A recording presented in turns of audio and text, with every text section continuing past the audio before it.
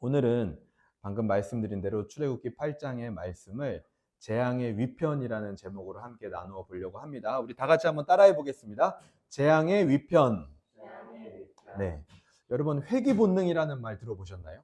회귀 본능.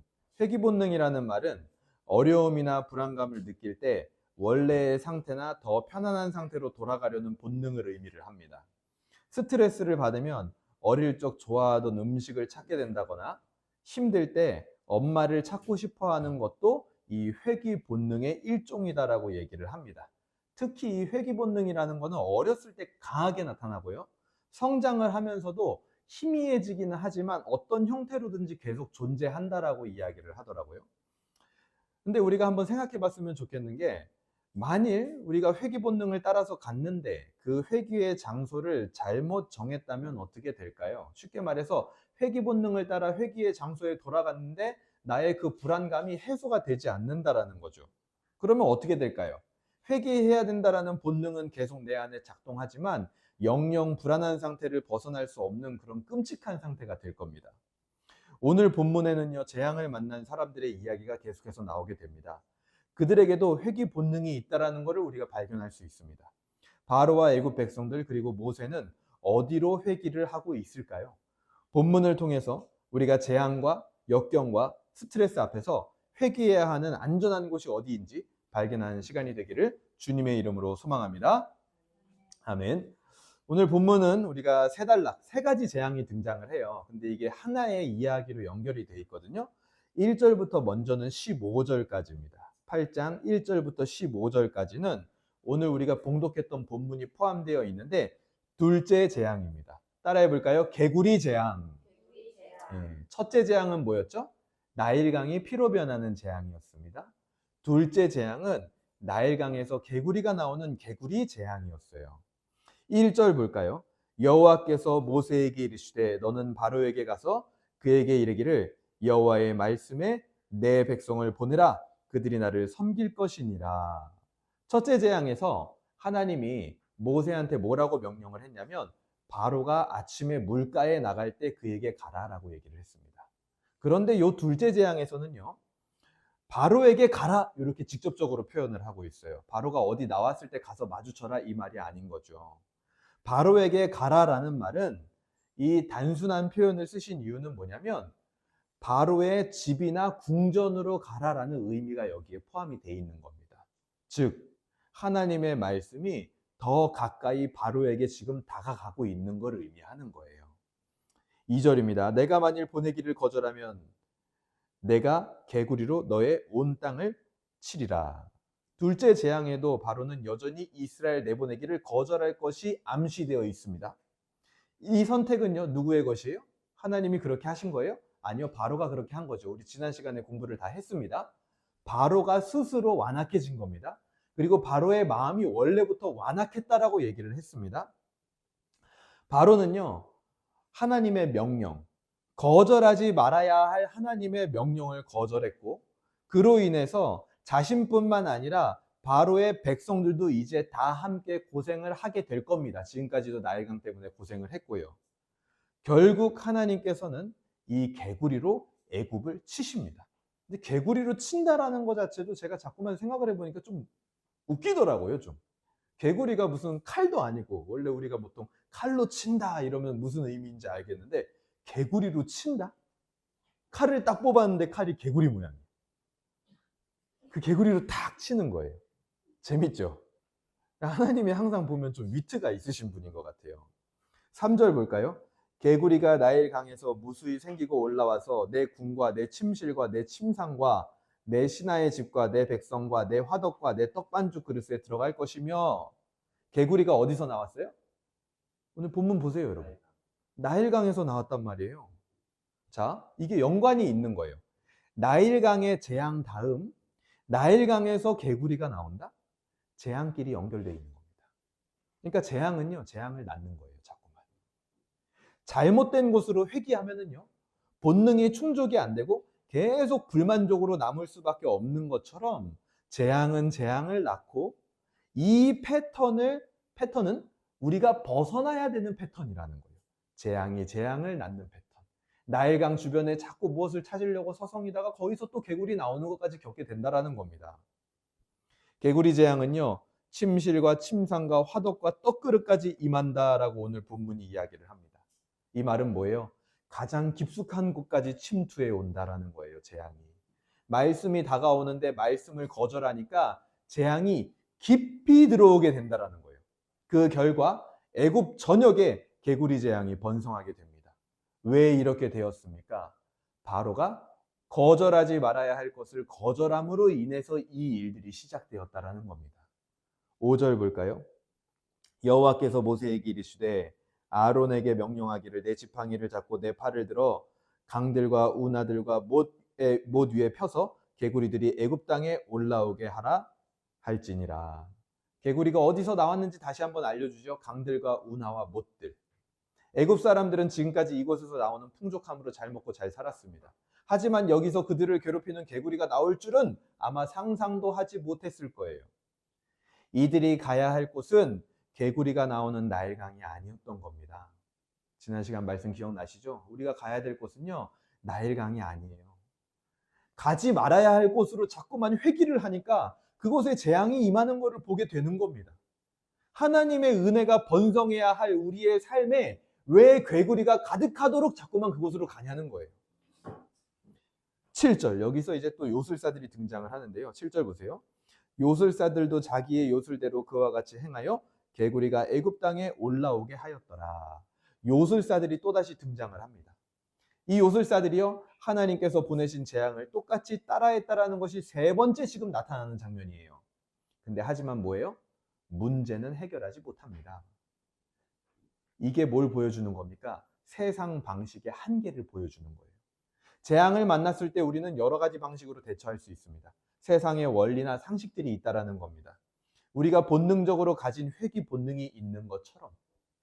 하지만 그것이 정말 문제를 해결할 수 있습니까? 요술사들의 방식은 전혀 도움이 되지 않았을 뿐더러 하나님의 재앙을 따라했거든요. 그래서 어떻게 됐어요? 개구리만 증폭시켰어요. 여러분 그거 잊지 마세요. 요술사의 방식을 따라가면 개구리만 증폭될 뿐입니다. 문제 해결이 안 돼요. 8절 보세요. 바로가 모세와 아론을 불러 이르되 여호와께 구하여 나와 내 백성에게서 개구리를 떠나가게 하라. 내가 이 백성을 보내리니 그들이 여호와께 제사를 드릴 것이니라. 결국 바로가 모세와 아론에게 부탁을 합니다. 하나님의 능력을 인정하는 모습이 드디어 나오는 거죠. 요술사들이 이 일을 해결할 수 없음을 자기 마음으로 이제 서서히 인정하게 됐다라는 겁니다. 근데 하지만 아직 뭐가 부족해요? 이스라엘을 내보내고 안 내보내고가 자기 손에 있는 것처럼 말하고 행동을 하고 있단 말이에요, 지금. 모세를 바로에게 하나님과 같이 되게 하겠다라고 하나님이 말씀해 주셨거든요. 바로에게 보낼 때 처음에. 그 말씀이 지금 이루어지고 있는 겁니다. 대국이었던 애굽의 왕이 지금 노예들의 지도자였던 모세에게 부탁을 하고 있는 거예요. 개구리 좀 없애다오. 그러니까 진짜 옛 어른들 말씀이 맞아요. 하나님의 말씀은 땅에 떨어지는 법이 없습니다. 다 성취돼요. 내가 너를 바로에게 하나님같이 되게 하겠다. 바로가 지금 누구에게 구하고 있어요? 모세에게 좀 구하고 있고 부탁하고 있잖아요. 정말 하나님처럼 되고 있는 거예요. 9절 모세가 바로에게 이르되 내가 왕과 왕의 신하와 왕의 백성을 위하여 이 개구리를 왕과 왕궁에서 끊어 나일강에만 있도록 언제 간구하는 것이 좋을는지 내게 분부하소서. 뭐라는 거예요? 그러면 언제 없애줄까요? 이렇게 물어보는 거예요. 자, 거절하지 말아야 할 것을 거절했던 바로와 대조적으로 모세는 어떤 모습으로 나타납니까? 기도하는 사람으로 나타납니다. 지금. 언제 제가 그것을 위해서 기도해 줄까요? 이 모세의 말을 보세요. 9절 다시 보세요, 여러분. 확신에 차 있어요.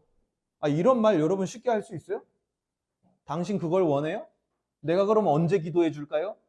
여러분 이 말 할 수 있어요? 이거 쉬운 말 아닙니다. 자기 기도에 그리고 그 기도를 들으시는 분에 대한 확신이 없으면요 이 말 못합니다. 근데 모세는 확신을 가지고 이야기하고 있는 거예요. 어떻게 이렇게 모세는 기도하는 사람으로 나타날 수 있었을까요? 지금 이 재앙 자체가 문제가 아니라 그 재앙 위편에 계신 하나님을 보았기 때문입니다.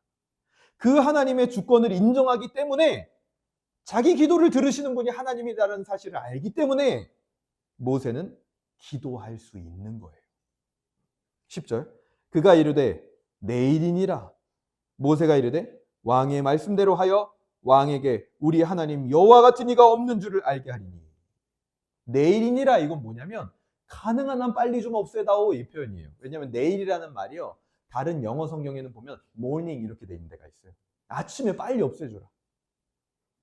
문제 앞에서 우리의 마음도 아마 이럴 겁니다. 하나님, 제발 이 문제 좀 빨리 없애주세요. 가능한 한 빨리 이 문제가 제 안에서 없어졌으면 좋겠습니다. 바로 마음하고 똑같은 거죠. 12절부터 13절 보세요. 모세와 아론이 바로를 떠나가서 바로에게 내리신 개구리에 대하여 모세가 여호와께 간구하매 여호와께서 모세의 말대로 하시니 개구리가 집과 마당과 밭에서부터 나와서 죽은지라. 모세는 기도하고 하나님은 지금 뭐 하세요? 일하신다? 근데 저는 그 표현이 조금 약간 그렇습니다. 모세는 기도하고 하나님이 꼭 종 같잖아요. 그렇죠? 그래서 이렇게 표현하고 싶어요. 모세는 기도하고 하나님은 보여주시는 거예요. 모세의 기도대로 된다는 걸 보여주는 겁니다. 이것이 하나님께서 모세에게 주신 막강한 능력이에요, 여러분. 뭐요? 기도가. 여러분, 이 능력을 여러분 쓰시고 있습니까? 하나님의 주권이 마음껏 드러나고 하나님이 보여주실 수 있는 그 능력, 그 기도의 능력을 우리가 쓰고 있냐 이 말이에요. 아니, 그거밖에 없단 말이에요. 그 우리에게 주신 막강한 능력이라는 것 자체가. 근데 15절 보세요. 그러나 바로가 숨을 쉴 수 있게 됨을 보았을 때에 그의 마음을 완강하게 하여 그들의 말을 듣지 아니하였으니 여호와께서 말씀하신 것과 같더라.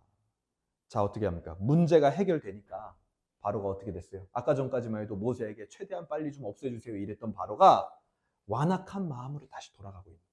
어떻게 되니까? 문제가 해결되니까요. 왜 이런 패턴이 자꾸만 반복이 될까요? 바로의 시선은 오직 재앙에만 맞춰져 있기 때문입니다. 문제에만 시선이 고정되어 있기 때문이에요.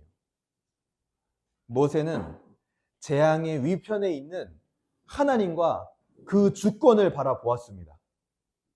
바로는 재앙에만 시선을 맞추고 있는 거예요. 그 차이가 모세와 바론에게 나고 있는 거고, 바로는 재앙에만 시선을 맞추고 있었기 때문에 재앙이 해결되니까 다시 마음이 완악해지는 패턴으로 들어간다라는 거죠. 그 차이 때문에 바로를 따르는 백성들은요, 고통을 겪게 됩니다. 나일강 때도 그렇고요, 지금 개구리 재앙 때도 그렇고 백성들이 어떻게 되고 있어요? 나일강 주변을 판다든지, 오늘 개구리 재앙에서는 14절에 보세요. 어떻게 됐습니까? 사람들이 모아 무더기로 쌓으니 땅에서 악취가 나더라. 악취를 경험을 합니다. 물론 모세를 따르는 이스라엘 백성들도요, 고통을 경험할 때가 있었어요. 그렇죠? 모세가 처음에 바로한테 가서 우리가 제사하러 나가야겠습니다. 그랬더니 바로가 이 게으른 것들, 너희들의 노역을 2배로 하겠다 해가지고 고통을 경험했잖아요. 근데 하지만 이스라엘 백성들이 경험하는 고통, 앞으로도 그 고통이 있을 거거든요. 근데 그 고통은 뭘로 끝나요? 은혜로 끝납니다. 하지만 애굽이 겪는 고통은요, 악취와 나중에 가면요, 죽음으로 끝납니다. 그 차이가 있는 거예요. 결론이 다르다라는 거죠. 우리 인생에 재앙과 같은 고통이 없을 수는 없습니다. 하지만 어떤 고통 가운데 거할 것인가? 구원과 은혜로 끝나는 고통인가? 아니면 악취와 죽음을 향해 나가는 고통인가? 여러분은 무엇을 선택하며 살고 있습니까? 하나님의 주권을 인정하시길 바랍니다. 재앙 위편에 있는 주권을 보는 자는 모세와 같이 구원과 은혜로 끝나는 고통이 될 것입니다. 하지만 주권을 인정하지 않고 거절하지 말아야 할 것들을 계속 거절한다면 그것은 악취만 남기는 고통에 거하는 길이 된다라는 겁니다. 여러분 15절의 끝을 한번 보세요. 맨 마지막 여호와께서라고 나오죠? 같이 한번 읽어볼까요? 15절의 맨 마지막 여호와께서, 시작! 여호와께서 말씀하신 것과 같더라. 이 모든 상황이 하나님의 말씀의 지배를 받고 있다는 것을 명확하게 본문이 보여주는 겁니다. 이 재앙은요, 하나님의 주권이 지배하는 재앙이에요. 이 재앙의 주인은 하나님이십니다. 그 사실을 여러분 잊지 마세요. 우리가 받는 고통의 주인은 하나님이세요. 우리의 삶의 재앙의 주인은 하나님이십니다. 그리고 나서 16절부터 19절까지는 셋째 재앙, 티끌이 이가 되는 재앙입니다. 따라해 볼까요? 티끌이 이가 되는 재앙. 이 나오게 됩니다. 17절 보세요. 그들이 그대로 행할세 아론이 지팡이를 잡고 손을 들어 땅에 티끌을 치매 애굽의 온 땅의 티끌이 다 이가 되어서 사람과 가축에 오르니. 이가요 사람과 가축에게 생깁니다. 근데 이 재앙에서 이제부터는 애굽의 요술사들도 따라하지 못합니다. 그리고 그 요술사들이 뭐라 그러냐면 18절 요술사들도 자기 요술로 그와 같이 행하여 이를 생기게 하려고 하였으나 못하였고 이가 사람과 가축에게 생긴지라. 요술사들이 바로에게 말하되 이는 하나님의 권능이니이다. 하나님의 권능을 인정하는 말이 드디어 요술사들의 입에서 터져 나오는 거예요. 그런데 여전히 바로의 마음은 어때요? 그 뒤에 이어서 보면 바로의 마음이 완악하게 돼요. 바로의 마음은 여전히 완악합니다. 이 재앙을 통해서 우리에게 보여주는 게 뭡니까? 요술사들의 방식이 완전히 무너진다라는 거예요. 세상의 방식이 무너지는 겁니다. 세상의 상식과 이론들, 방식들 그런 것들은 통하지 않는 때가 온다라는 거예요. 그때 우리는 눈치채야 됩니다. 아, 이렇게 세상의 방식이 통하지 않는 이유는 하나님의 주권을 인정하라는 사인이구나. 재앙의 위편에 계신 하나님의 방식을 붙잡으라는 사인이라는 것을 우리는 눈치채야 됩니다. 세상의 방식이 무너질 때, 더 이상 통하지 않을 때. 그게 셋째 재앙이 우리에게 보여주는 겁니다. 마지막 20절부터 32절까지는 넷째 재앙이에요. 따라해 볼까요? 파리떼 재앙. 20절에서 21절 보세요. 여호와께서 모세에게 이르시되 아침에 일찍 일어나 바로 앞에 서라. 그가 물 있는 곳으로 나오리니 그에게 이르기를 여호와께서 이와 같이 말씀하시기를 내 백성을 보내라. 그러면 그들이 나를 섬길 것이니라. 내가 만일 내 백성을 보내지 아니하면 내가 너와 내 신하와 내 백성과 내 집들에 파리떼를 보내리니 애굽 사람의 집집에 파리떼가 가득할 것이며 그들이 사는 땅에도 그러하리라. 바로는요 여전히 하나님의 주권을 인정하지 않습니다. 그래서 이스라엘을 내보내는 하나님의 말씀, 거절하지 말아야 할 그 하나님의 말씀을 계속 거절합니다. 그러니까 그 인생 자체가 계속 하나님의 저항을 받게 되는 거예요. 자신이 하나님의 방식에 대항하고 있기 때문이죠. 실제로 내 집들에 파리떼를 보낸다라는 이 문장을 영어 성경에 보면요 어떤 단어가 들어가 있냐면 against라는 단어가 들어가 있어요. 저항하다라는 단어가 들어가 있습니다. 파리떼를 보낸다? 거기에 against가 딱 들어가 있더라고요. 그러니까 하나님의 말씀에 저항하니까 자기가 하나님의 저항을 당하는 거예요. 22절 보세요. 그날에 나는 내 백성이 거주하는 고센 땅을 구별하여 그곳에는 파리가 없게 하리니 이로 말미암아 이 땅에서 내가 여호와인 줄을 내가 알게 될 것입니다. 이 네 번째 재앙에서 처음으로 이스라엘 백성들이 있던 고센 땅에 재앙이 임하지 않습니다. 이게 네 번째 재앙이 아주 독특한 지점이죠. 고센 땅에 이스라엘 백성들이 모여 있었던 이유가 뭡니까? 요셉 때 이 야곱의 가족들이 이주를 하면서 애굽 사람들은요 목축하는 이스라엘을 부정하게 여기는 문화가 있었단 말이에요. 그래서 이 애굽 사람들하고 따로 함께 집단으로 모여 있어라. 그래서 고센 땅에 머무르게 된 거죠. 애굽 사람들의 눈에는 이스라엘 사람들이 부정해 보였기 때문입니다. 그러나 하나님은요 그런 이스라엘을 아끼고 지금 뭐 하고 있는 거예요? 구별하고 계신다. 하나님이 아끼시는 것은요 어떤 백성들이 아니라 내 백성을 아끼는 거예요. 내 백성. 그들을 구별하는 겁니다. 24절 여호와께서 그와 같이 하시니 무수한 파리가 바로의 궁과 그의 신하의 집과 애굽 온 땅에 이르리니 파리로 말미암아 그 땅이 황폐하였더라. 바로의 잘못된 선택은 또다시 재앙을 불러옵니다. 바로가 잘못 선택하니까 고생은 누가 해요? 바로를 따르는 백성들이 고생을 하는 거예요. 25절 보세요. 바로가 모세와 아론을 불러 이르되 너희는 가서 이 땅에서 너희 하나님께 제사를 드리라.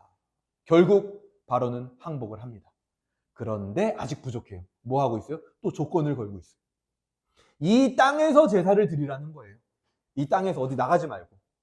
모세는 이에 대해서 뭐라 그러냐? 26절 보세요. 모세가 이르되 그리함은 부당하니이다 이렇게 얘기합니다. 이 부당하다라고 하는 말은요 정직하지 않습니다 이 말이랑 똑같은 말이에요. 모세는 하나님 앞에 정직하게 하나님이 명령하시는 대로 해야 된다라고 이야기를 하는데 그게 27절에 나와요. 27절 마지막 보세요. 뭐라 그래요? 우리에게 명령하시는 대로 하려 하나이다. 바로가 이 땅에서 제사 드리면 안 되겠니라고 했던 그런 달콤한 제안을요, 모세는 단칼에 거절합니다. 거절해야 할 것을 거절하는 모세의 모습이 나오는 거예요. 바로는 어땠다고요? 거절해야 하지 말 것을 거절하고 있었어요. 근데 모세는요, 그와 반대예요. 거절해야 될 것들을 거절합니다. 그는 하나님의 주권 앞에서 정직하길 원했어요. 28절 보세요. 바로가 이르되 내가 너희를 보내리니 너희가 너희 하나님 여호와께 광야에서 제사를 드릴 것이나 너무 멀리 가지는 말아라. 그런즉 너희는 나를 위하여 간구하라. 바로는요, 계속 조건을 걸어요. 앞으로도 그런 모습이 자꾸 나옵니다. 멀리 가지 마라. 자녀들은 놓고 가라. 재물은 가져가지 마라. 그러니까 엉뚱한 것들을 자꾸만 통제하고 있는 거예요. 왜요? 하나님의 주권을 인정하지 못하는 삶에서 나타나는 특징들입니다. 자신이 모든 걸 통제하려고 해요. 게다가 결정타가 딱 나오죠, 마지막에. 나를 위하여 간구하라. 지극히 자기중심적이에요.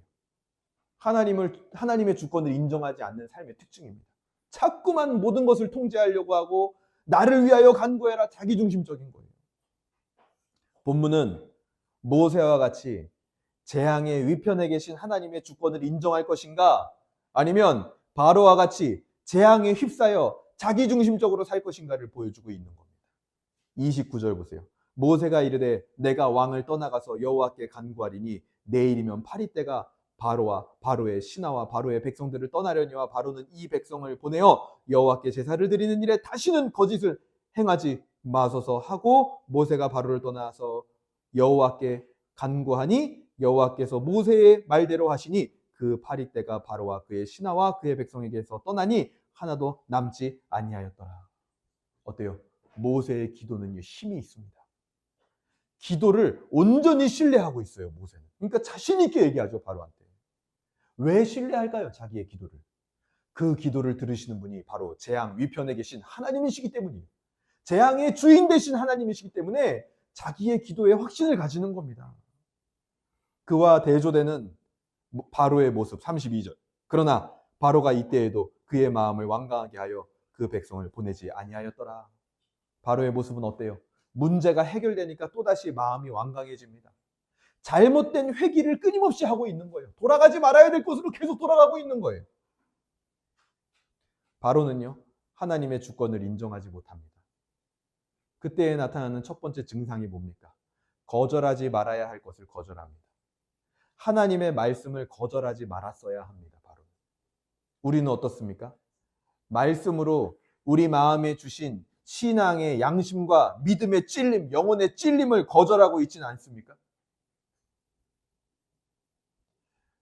주권을 인정하지 못하는 두 번째 증상은 계속해서 완악함으로 회귀한다라는 겁니다. 반복된다라는 거예요.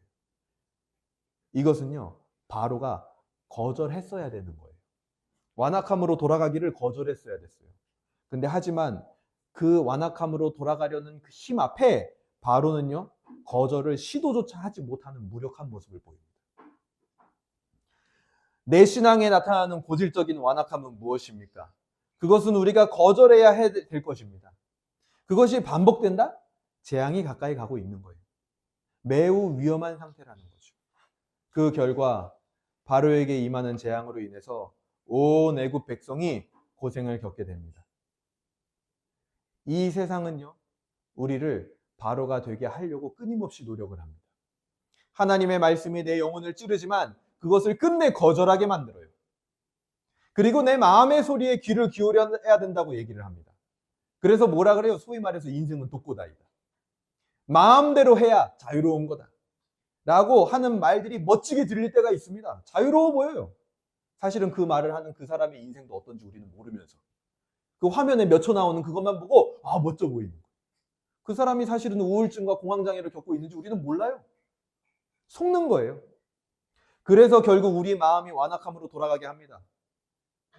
어쩌면 이거는요, 세상이 우리를 그렇게 만들었다기보다도 그냥 우리가 바로예요, 바로.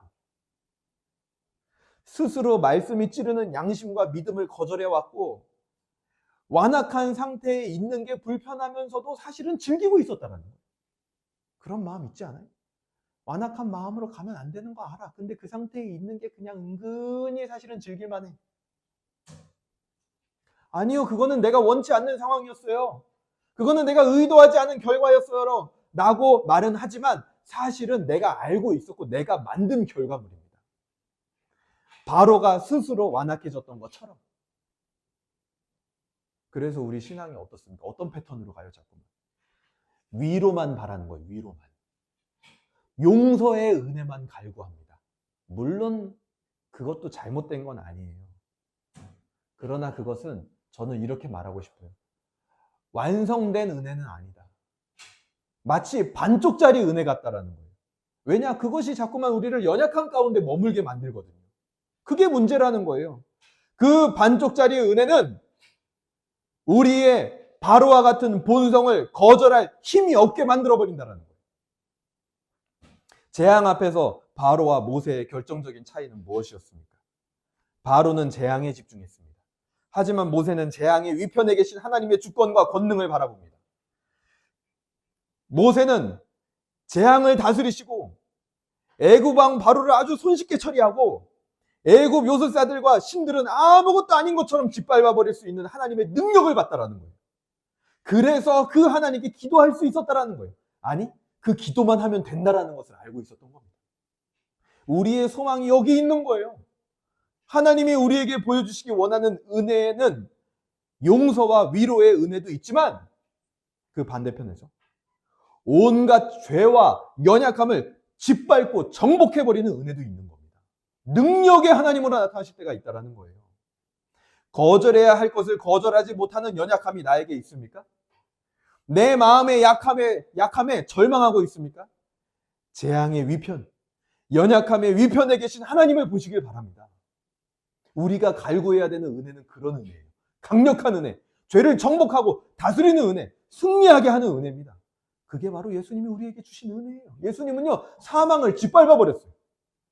모든 죄를 깨트려 버렸습니다. 그 하나님을 볼 때 우리는 무엇을 발견하게 됩니까? 오늘 넷째 재앙에서요, 하나님이 자기 백성을 고센 땅에서 구별하셨다라는 것은, 구별하셨다라고 할 때 히브리어로 보면 페두트라는 단어를 씁니다. 이 단어는요, 파다라는 히브리어에서 온 단어예요. 이 파다라는 말이 무슨 말이냐면 구속하다, 대속하다라는 뜻입니다. 그러니까 하나님이 이스라엘 백성들을 고센 땅에서 구별했다라는 것은 하나님이 애굽으로부터 이스라엘 백성들을 구속하고 대속하셨다라는 말과 똑같은 말이에요. 그들이 당할 재앙을 대속하셨다라는 거예요. 우리의 연약함을 이기게 하고 죄를 정복하게 하는 능력의 은혜를 주시는 하나님을 볼 때 우리는 우리를 대속하시며 구속하신 예수 그리스도를 발견하게 되는 겁니다. 여러분, 우리가 겪어야 할 재앙이 그냥 대가 없이 사라졌습니까? 그냥 아무 일 없이 그렇게 된 겁니까? 그건 굉장히 큰 오산이고 인간적 관점에서 보는 거예요. 내가 대가를 안 치렀으니까 대가 없다라고 얘기를 하는 거죠. 하지만 그것은 그냥 절대로 쉽게 면제된 거 아닙니다. 그 재앙을 누가 겪었습니까? 바로와 같은 우리가 불러온 재앙, 애굽 백성들이 겪었던 고통과 악취, 그 고생들을 누가 다 겪으시고 대가를 치렀습니까? 바로 예수 그리스도께서 다 치르신 거예요. 그거 그냥 넘어가지 않았어요, 절대로. 계산이 다 됐습니다, 하나님 앞에. 예수 그리스도의 이 대속이 우리의 마음을 사로잡아 더 이상 완악함으로 돌아가지 못하도록 하는 겁니다. 말씀을 통해 다가왔던 영혼의 찔림도 거절하던 우리에게 예수 그리스도라는 이름이 우리의 영혼을 드디어 지키게 되는 겁니다. 그 은혜를 힘입어 이제 거절해야 할 것들을 거절하시길 바랍니다. 성경은 그리스도인들은 심지어 자기 자신도 거절해야 할 대상에 포함시켜야 된다고 가르치고 있어요. 마태복음 16장 24절 한번 찾아볼까요? 마태복음 16장 24절입니다. 마태복음 16장 24절. 우리 같이 한번 읽어보겠습니다. 마태복음 16장 24절입니다. 이에 예수께서부터 시작. 이에 예수께서 제자들에게 이르시되 누구든지 나를 따라오려거든 자기를 부인하고 자기 십자가를 지고 나를 따를 것이니라. 아멘. 뭐라 그래요? 자기도 거절해야 된대요. 무엇을 위해서? 예수님을 바라보기 위해서. 예수님 따라가기 위해서. 우리는요, 나 자신을 거절하는 것 자체가 물론 목적은 아닙니다. 우리는 예수 그리스도를 따르고 그를 바라보기 위해서 나를 거절하는 거예요. 그래서 단지 나를 비워야 한다라고 하는 도덕적 종교들과는 다른 은혜가 있는 겁니다. 여러분, 오늘 말씀 이렇게 적용하세요. 내가 거절해야 할 것은 무엇인가? 두 번째, 오늘 말씀을 어떻게 적용할 수 있을까요? 예수 그리스도의 대속의 은혜로 말미암아 이제는 거절하지 말아야 될 게 또 있어요. 그 반대로. 모세는 바로를 위하여 기도하는 것도 거절하지 않았습니다. 바로는 무엇을 거절하지 말아야 했죠? 하나님의 말씀, 이스라엘 백성들을 내보내라 말씀을 거절하지 말았어야 되는 거예요. 모세는요, 바로를 위하여 기도하였을 뿐만 아니라 확신을 가지고 기도했습니다. 어떻게 그렇게 할 수 있었죠? 어떻게 거절하지 말아야 할 것들을 거절하지 않으면서 기도하는 삶을 살 수 있었죠? 재앙의 위편에 계신 하나님을 바라보았기 때문입니다. 내가 거절하지 말아야 할 것은 무엇입니까, 여러분? 여러분, 예배를 거절하지 마세요. 여러분, 기도를 거절하지 마세요. 예배에 집중해야 한다는 하나님의 부르심을 거절하지 마세요. 찬양해야 되지 않을까라는 내 마음과 내 영혼의 찔림을 거절하지 마세요, 여러분. 한번 한 주 동안 생각해 보시기 바랍니다. 내가 거절하지 말아야 할 것은 무엇일까? 오늘 말씀이 우리에게 주는 소망과 비전은 무엇입니까? 오늘 본문에서 모세는요, 기도하는 사람으로 나타납니다. 예수님께서도 간구하는 것의 중요성을요, 복음서에서 여러 번 이야기를 하셨어요. 마태복음 7장 7절에서 11절에 보면 이렇게 말합니다. 여러분 많이 들어보신 비유예요. 너희 중에 누가 아들이 떡을 달라고 하는데 돌을 주며 생선을 달라고 하는데 뱀을 줄 사람이 있겠느냐? 너희가 악한 자라도 좋은 것으로 자식에게 줄 줄 알거든. 하물며 하늘에 계신 너희 아버지께서 구하는 자에게 좋은 것으로 주시지 않겠느냐? 그러고 뭐라 그러시는 줄 알아요? 구하고 찾고 두드려라. 그렇게 얘기하십니다. 거절해야 할 것들을 거절하고 싶고 거절하지 말아야 할 것들을 거절하지 않고 싶은 마음, 재앙 위편에 계신 하나님의 주권을 인정하고 싶은 그 마음, 그 은혜로 돌아가고 싶은 마음, 그런 것들은요 언제든지 하나님께 더 많이 구해도 되는 것들이에요. 여러분, 날마다 구하고요 또 요구하시고요 요청하고요, 아니 하나님한테 떼를 쓰세요. 여러분 생각해 보세요. 여러분 자식이요, 아들이요, 좋은 것을 막 나한테 달라고 뗐어. 진짜 좋은 거야, 이거는. 기특한 거야. 그걸 막 뗐어. 혼내시겠어요? 아니요. 어떻게 하면 더 잘 줄 수 있을까 고민하고 다 계속 주겠죠. 계속. 더 주겠죠. 하나님의 은혜는요, 유일하게 하나님한테 떼써도 되는 거 있어요. 뭐요? 하나님의 은혜. 하나님을 사모하는 거. 내가 정말 하나님의 뜻대로 살고 싶다라고 말하는 거. 거절해야 될 거 나 거절하고 싶어요, 하나님. 거절하지 말아야 할 것들 거절하지 않고 싶습니다. 재앙 위편에 계신 하나님의 주권을 인정하고 싶습니다. 날마다 기도해도 되는 거예요. 날마다 떼써도 되는 거예요. 누워서라도 기도하세요.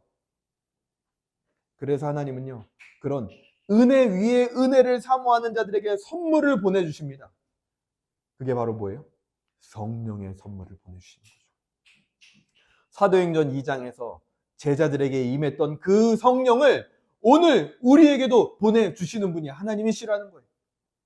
그래서 그 성령님으로 말미암아 우리는 이제 죄와 연약함을 정복하는 능력 가운데 거하게 되는 겁니다. 오직 성령이 임해야만 권능을 받는다라는 말이 사도행전 1장 8절에 나오지 않아요, 여러분? 오직 성령이 너희에게 임하시면 권능을 받아. 그 권능이 뭔지 아세요? 말씀대로 사는 권능이에요. 여러분, 왜 우리가 말씀대로 안 살아질까요, 도저히? 왜 자꾸 말씀을 거절하고 말씀이 아닌 것을 자꾸만 거절하지 못할까요? 다른 이유가 없습니다. 성령이 임해야 되는 거예요. 그것을 소망하며 사모하고 기대하고 기다리고 기도하시길 바랍니다. 날마다 기도하세요. 그것을 사모하는 자들에게 하나님은 항상 주셨습니다. 역사적으로 보면. 안 줄 때가 없었어요. 성령을 사모하고 그렇게 살기 원하는 자들 외면하지 않아요. 절대로 하나님은. 그리고 이제 그 성령의 임하심을 경험하는 자들에게 더 영광스럽고 더 큰 일들이 기다리고 있어요. 그러니까 성령이 나에게 임했어요. 그래서 이제 말씀으로 사는 권능을 얻었어요. 근데요, 그거보다 더 큰 거 있어요, 여러분. 그게 뭘까요? 그건 제가 지금 말 안 해줄 거예요. 그거보다 더 큰 거 있어요. 성령이 나에게 임하는 것보다 더 큰 일이 기다리고 있다니까요. 근데 그거 나중에 얘기해 줄게요. 성경에 나와요. 정말 놀라운 일이 기다리고 있습니다. 우리의 신앙 고백, 웨스트민스터 16장 선행. 16장의 제목이 선행이거든요. 거기 3항에 보면 이렇게 말해요. 선을 행할 수 있는 신자들의 능력은 결코 그들 자신들에게서 나오는 것이 아니다.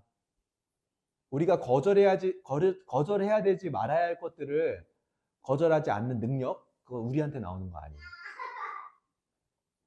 전적으로 그리스도의 영으로부터 나온다.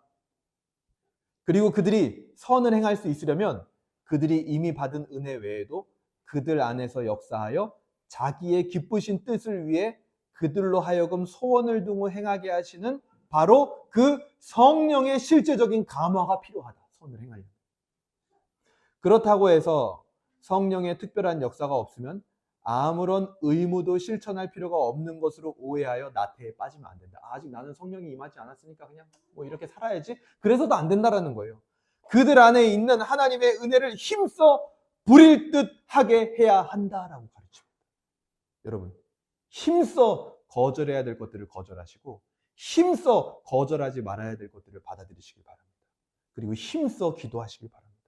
오늘 말씀을 정리하겠습니다.